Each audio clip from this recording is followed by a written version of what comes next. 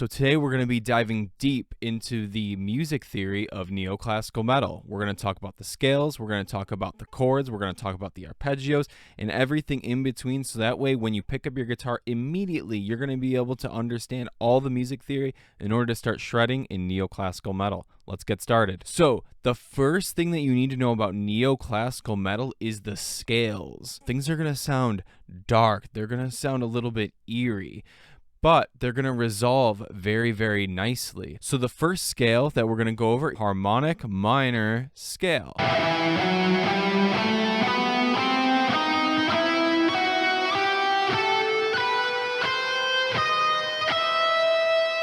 All we do is we play a regular minor scale, and then we bump up the 7th scale degree by 1/2 step. So this D sharp that you see right here is usually D natural if we're playing an E minor scale, but I bumped it up a 1/2 step, and it's going to give it this really creepy, eerie feeling. So the next scale that we're doing right here is Phrygian dominant. So the Phrygian dominant scale is literally the same thing as the harmonic minor scale, except you start on the 5th scale degree.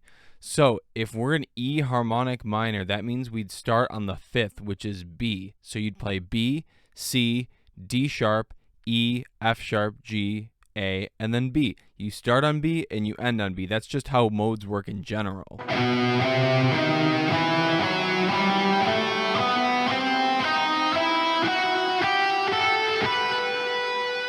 This mode has been really popularized by guys like Yngwie Malmsteen. It's a really awesome mode to try out because you can sort of get this really extra dark and eerie sound. Keep in mind too, with these you can either alternate pick them or economy pick them if they are 3-note per string, and in this case I did do 3-note per string.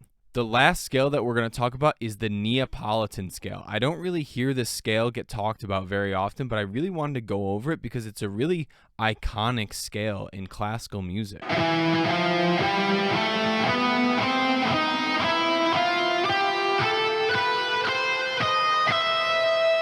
So we're going to go over Neapolitan chords coming up a little bit later, but for now with the Neapolitan scale, we're going to play E, F natural, G, A, B, C, D sharp, E. So it's the same thing as E harmonic minor, except we're taking the 2nd scale degree and bumping it back a 1/2 step. But when you use the Neapolitan chord, which I'll show you in a bit, it will make a lot more sense because a Neapolitan chord is a flat major 2 chord, and it sounds really beautiful when you play it right next to the 4 chord, aka the subdominant chord, and it gives it this really extra classical feel. So moving on here to the chord progressions, I brought out the classical guitar for this because I thought it would be a little more authentic and cool to use it. But really with these chord progressions, it's very similar to the scales because remember, scales and chords shape each other. If you change the scale, you change the chord progression, right?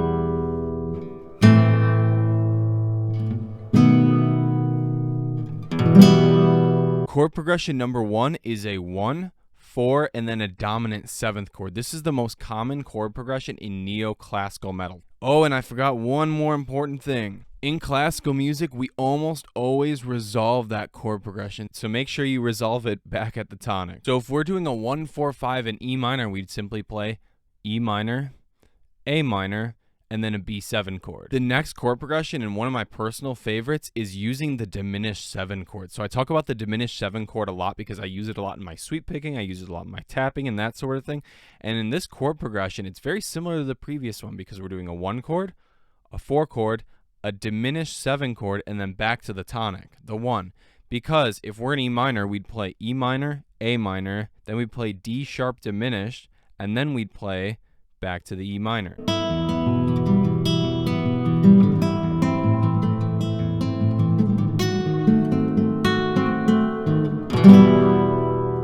Now make sure you understand right here, the diminished 7 chord has the same function as a dominant 7 chord because it creates tension, and then we can resolve it back to the tonic. So if you take a look at my sloppy handwriting here, the next chord progression is the Neapolitan chord progression. Well, one of many, but this is the most common one. So what you're going to end up doing is you're going to do a 1, then you're going to do an N6 chord, which that means that you're doing a Neapolitan chord in first inversion. Now, what is a Neapolitan chord?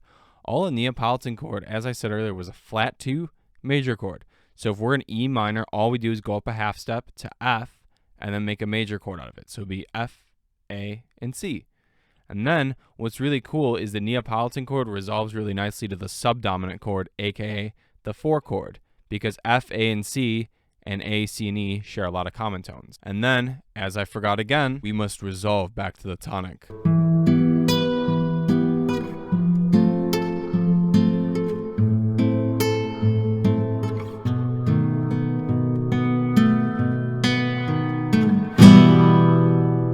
So the last chord progression is a secondary dominant chord progression. This is one of many that you can do with the secondary dominant. So the secondary dominant sits right here.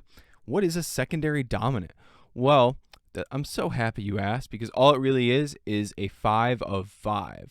So that means that if we're in E minor, we go to the 5th, which is B, that's a 5 chord, and then we go to the 5th of that 5th.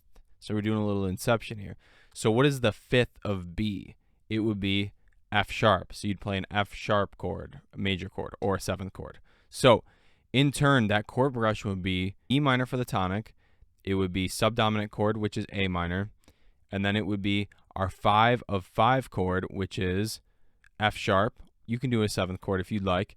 And then you go to the 5 chord that we were originally looking for, which is B7. And then it resolves nicely back to our E, our tonic.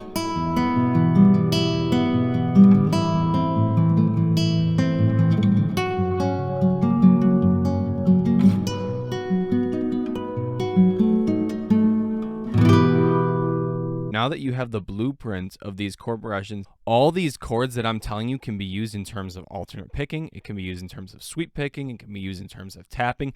And make sure you go check out my other videos on all of those techniques. I have tons of videos on the channel, and then I have a lot more that are coming up in the next couple weeks, and they're going to really help you out a lot, so that way you can combine your theory and your technique. Play around in other keys as well, and just keep trying to work on your technique with using these arpeggios and scales.